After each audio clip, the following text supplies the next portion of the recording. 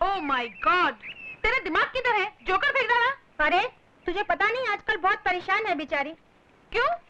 अरे सौर जो घुस आई है घर में छाती पे मूंग डालने के लिए। What? सौर? रूपा, तुम हमको बताया नहीं? अरे हमारे होते हुए तेरे को कोई डरने का बात नहीं है। अरे अपनी गुड्डी तो बड़े बड़े शेरों को चूहा बना चुकी है। हाँ। और फिर उस गीदड़ से क्या डरना? हाँ, और जब गीदड़ की मौत आती है तो वो शहर की तरफ भागता है। अरे अपन तो उस चुड़ैल को तेरा घर से ही नहीं, अक्का शहर से निकाल के बाहर फेंकेगा। Come on, girls. चला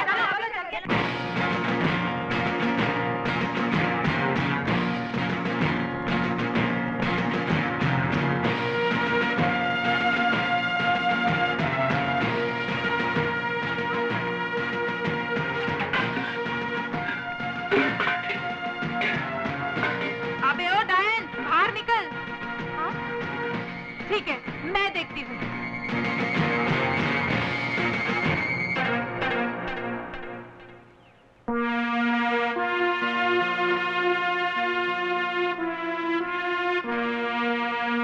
अरे डॉली, ये अचानक तेरा चेहरा नींबू जैसा पीला क्यों पड़ गया?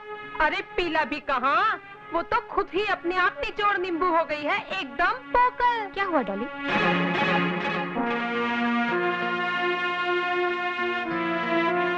तो तुम ही हो जिसे देखकर हमारा ये गेंडा डर कर चला आया? कोई बात नहीं, तुम्हारे लिए तो हम ही काफी हैं। Come on girl. अरे ठहरो ठहरो रूपा, ये सच है कि अपन तुम्हारा बेस्ट फ्रेंड है, लेकिन ये भी सच है कि तुमसे पहले अपन शारदा का बेस्ट फ्रेंड होता। She is a very very nice girl. Do you know, तुम्हारे पति को फुटपाथ से उठाकर एक सक्सेसफुल आदमी बनाने वाला कौन है? ये फरिश्ता। I am very very sorry Sharda, I really am. Girls, अभी इधर अपन का कोई काम नहीं, अपन इधर आया था एक फ्रेंड का हेल्प का वास्ते, दूसरा फ्रेंड को प्रॉब्लम में डालने को नहीं। Okay, don't worry, be happy, come on. Okay. See you.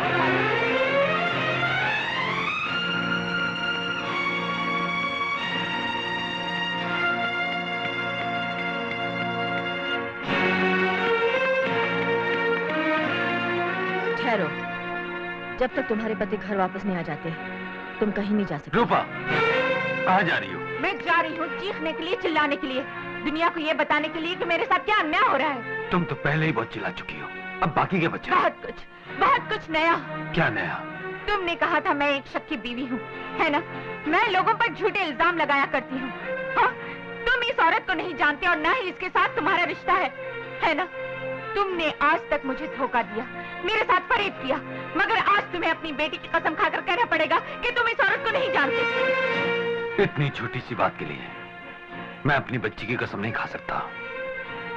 ये सच है कि मैं इन्हें पहले से जानता हूँ। इसका मतलब ये वही है ना जिसने तुम्हें रास्ते की धूल से आसमान का तारा बना दिया, जिसकी भीख के टुकड़ों पर तुम कुछ से कुछ बन गए? वो भीख नहीं थी, इनका अपनापन था, बड़कपन था। ओह, सड़क पर तो हजारों भिखारी पड़े रहते हैं, लेकिन अपने पन की ये मीठी बरसात सिर्फ तुम्ही पे क्यों? बड़कपन का ये दिखावा सिर्फ तुम्हारे लिए क्यों? तुम्हारे जैसे छोटे दिल वाले लोग बड़कपन का मतलब नहीं समझ सकते रूपा। ठीक है, मैं छोटे दिल वाली हूँ, लेकिन एक दिन तुम्हें अपनी गलती का एहसास होगा, तब तुम जानोगे कि समाज की नजरों में तुम कितने बड़े गुनहगार हो। मैं तुम्हारा घर छोड़कर जा रही हूँ और यहाँ तब तक दोबारा कदम नहीं रखूंगी जब तक तुम्हें तुम्हारे किए की सजा ना मिल जाए।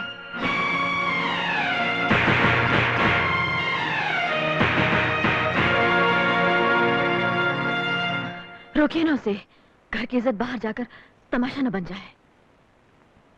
तमाशा तो उसने बना ही दिया है, आपका, मेरा और अब खुद का भी। आज रूपा ने इस घर की चौखट ही नहीं लांगी, गृहस्थी को उस लक्ष्मण रेखा को लांगा है जिसकी सीमा में रहकर ही कोई परिवार सुखी रह सकता है। मैं come in sir? Please come in. जी सर। ये तुम्हारे ट्रांसफर ऑर्डर्स। मेरे ट्रांसफर ऑर्डर्स? हाँ, तुम्हें आज ही रिलीव होना है दिल्ली के लिए। लेकिन सर, मुझे यहाँ आए हुए सिर्फ 3 ही महीने तो हुए हैं, इतनी जल्दी ट्रांसफर की वजह? अब वजह भी सुनना चाहोगी तो सुनो।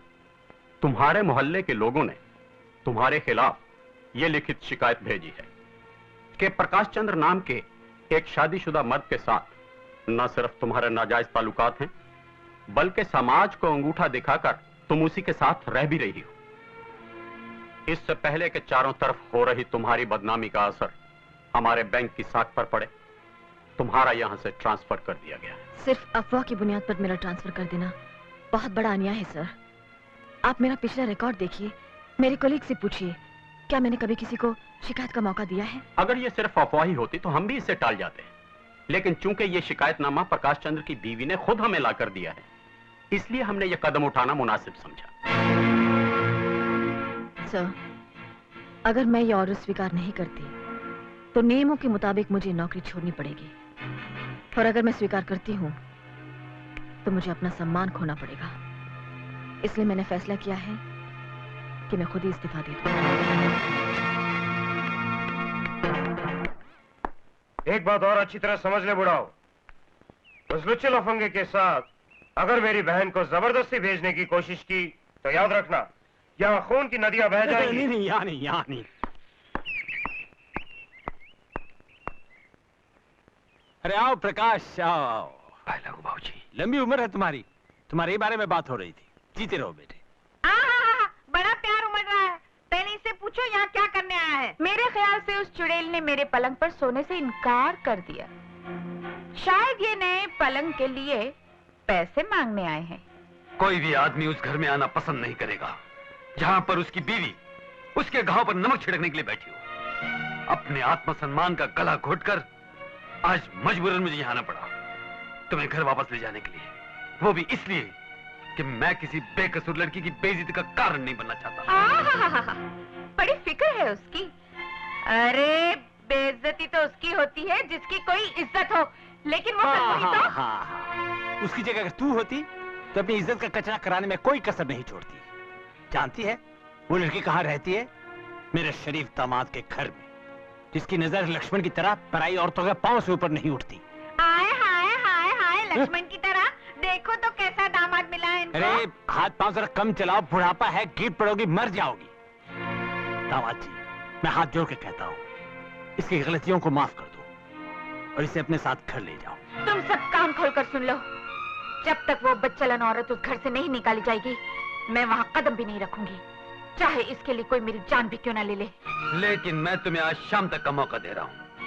अगर तुमने घर आकर सारे मोहल्ले के सामने उन गंदे शब्दों को वापस नहीं लिया जो तुमने एक शरीफ और इज्जतदार औरत के लिए कहे थे, तो आइंदा इस घर में मैं नहीं, मेरा वकील आएगा तलाक के कागजात के साथ।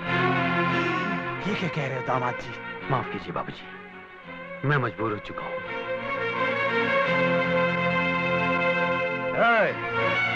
तुम्हारी इस बदतमीजी ने मुझे भी कुछ करने पर मजबूर कर दिया है, लेकिन मैं तुम्हारी तरह कोई वकील फकील नहीं भेजूंगा। अगर आज शाम तक अपनी रखेल को घर से बाहर नहीं निकाला तो मैं तुम्हारी इस लाडली बहन को इस घर से धक्के मारकर उठाकर बाहर फेंक दूंगा, समझे? मेरी बहन ने किया क्या है जो तो उसे घर से निकाल देना चाहता है? क्या ये कभी अपने बेटे को ताले में बंद करके सिनेमा देखने गई? क्या कभी इसने अपनी सास से बेगानों की तरफ मुंह मोड़ा है? क्या तुझ जैसे निकम्मे आदमी को इसने देवता के रूप में नहीं पूछा? मुझे निकम्मा कहता है? तेरी ये मजाल, मेरे टुकड़ों पर पलने वाला आज मुझे भी हाथ उठा रहा है। जिस पत्नी की बदौलत तू ऐश कर रहा है, दुनिया तुझे इज्जत की नजरों से देखती है, आज तू उसी को घर से निकालना चाहता है। अगर मेरी बहन को कुछ हुआ, मेरे ही घर में मेरे पति पर हाथ उठाने की तुम्हारी हिम्मत कैसे हुई? तुम अपनी बहन को जितना प्यार करते हो, कोई दूसरा भी अपनी बहन से उतना ही प्यार कर सकता है। तुमने मेरे प्यार की खातिर बहुत कुछ खोया है भैया। आज इसे बहन के प्यार के लिए एक काम और कर दो, उस औरत को अपने घर से निकालकर मेरी भाभी को इज्जत के साथ अपने घर ले जाओ। और अगर तुम मेरी इतनी सी बात नहीं मान सकते तो समझ लेना कि तुम्हारी एक बहन थी जो मर गई।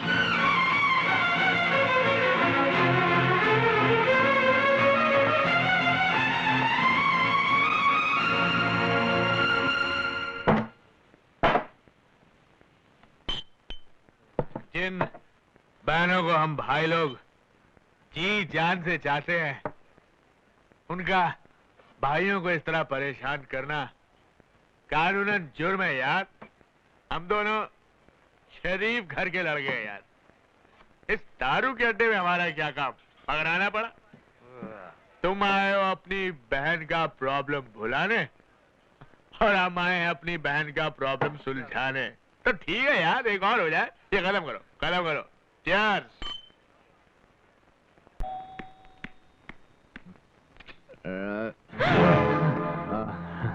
भैया तुम? संभल गए। एक मिनट, ऊपर छोड़ के आता हूँ, सुला देता हूँ इसको। चल मेरे भाई।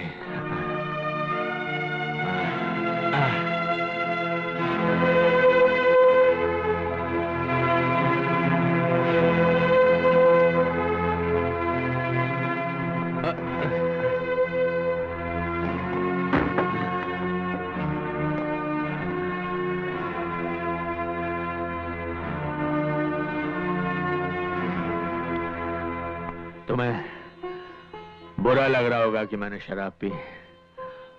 प्रकाश ने भी शराब पी, उसे तो ठीक से पीना भी नहीं आता। ये तो अच्छा हुआ मेरी नजर उस पर पड़ गई और उसमें यहां ले आया। बेचारा बहुत बहुत परेशान मालूम होता है। तूने तो बड़ी आसानी से कह दिया कि यहां से चले जाओ, अपनी समस्या मैं आप सुलझा लूंगी। लेकिन तू क्या समझती है कि तेरा भाई तुझे मुसीबतों की चक्की में पिसने के लिए अकेला छोड़ देगा? अरे क्या तेरी प्रॉब्लम मेरी प्रॉब्लम नहीं? मेरे पास दिल नहीं है? और सुन, एक भाई को उसके कर्तव्यों से दूर हटाना कानूनन जुर्म है। कानूनन जुर्म है।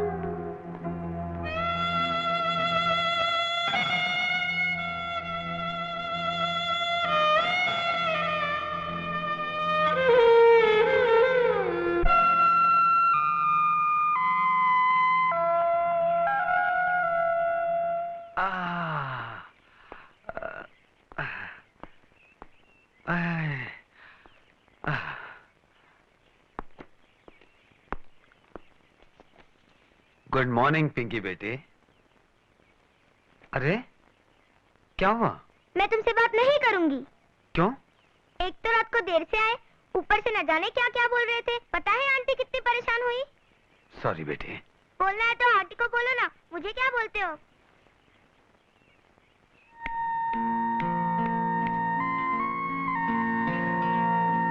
मेरी वजह से आपको बहुत तकलीफ उठानी पड़ी। I am sorry. सोचा शायद गमों की आग शराब के सैलाब से बुझ जाएगी, लेकिन वैसे मैं पीता नहीं हूं। अपने दर्द से लड़ते लड़ते मैं थक गया हूं। आपके दर्द की वजह भी तो मैं ही हूं। फिर भी दुख किस बात का है कि आप जैसे समझदार और साहसी आदमी अगर घबराकर शराब का सहारा लेने लगे तो बदनामी के समुद्र में डूबी हुई मुझ जैसी को तो जहर पीकर मर जानी चाहिए।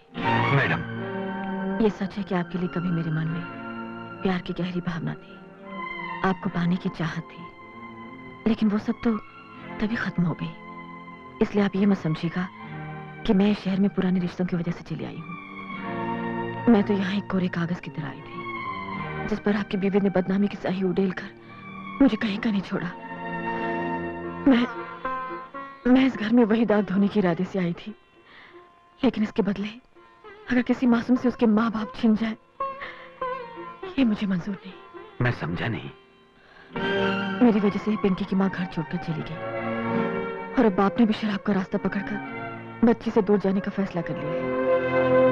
लेकिन मैं ऐसा नहीं होने दूंगी। आपकी पत्नी से सच कबूल करवाने का इरादा छोड़ दूंगी। मैं यहाँ से चली जाऊंगी। एक आप हैं जो समाज की उड़ती हुई उंगलियों का निशाना बनने के बावजूद मेरी बेटी के लिए अपनी हार मानने के लिए तैयार हैं, उम्र भर एक झूठे कलंक के साथ जीने के लिए तैयार हैं। और दूसरी तरफ रूपा है जो अपनी बेटी की ममता को बुलाकर आपको रुसवाई की आग में जलने के लिए छोड़कर यहां से चली गई। नहीं मैडम, नहीं। जिसके लिए मेरे मन में इतनी इज्जत हो उसे तिल तिल करके मरता हुआ नहीं देख सकता। मैं आपको हुक्म तो नहीं दे सकता, इल्तिजा कर सकता हूं। आप तब तक इस घर से न जाएं जब तक रूपा अब पर लगाए शर्मनाक इल्जामों को वापस नहीं ले लेती।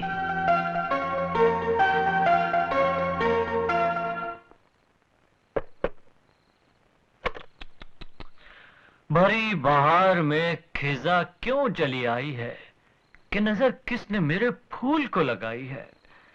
तेरे गमों से गुलशन की आग क्यों भर आई है। ये हमारे जज्बात थे। अगर हम चाहते तो अपने मुंह से भी कह सकते थे, मगर तुम तो जानती हो हम जो भी करते हैं जरा हट के करते हैं। सच, मुझे देखकर बड़ा दुख होता है कि भरी जवानी में तुम यहां तिल तिल करके जलती रहती हो और वहां तुम्हारा दिल फेंक मियां गैर औरतों के साथ में इश्क की शतरंज खेल रहा है। यूं बैठे रहने से काम नहीं चलेगा। देखो, तुम्हें भी ईंट का जवाब पत्थर से देना चाहिए। अभी भी कुछ नहीं बिगड़ा। मैं भी वही हूं, तुम भी वही हो और हमारा प्यार भी वही है। बस बीच में एक छोटी सी दीवार है। उस दीवार को हटा दो और हम दोनों एक हो जाएंगे। ये मंगलसूत्र।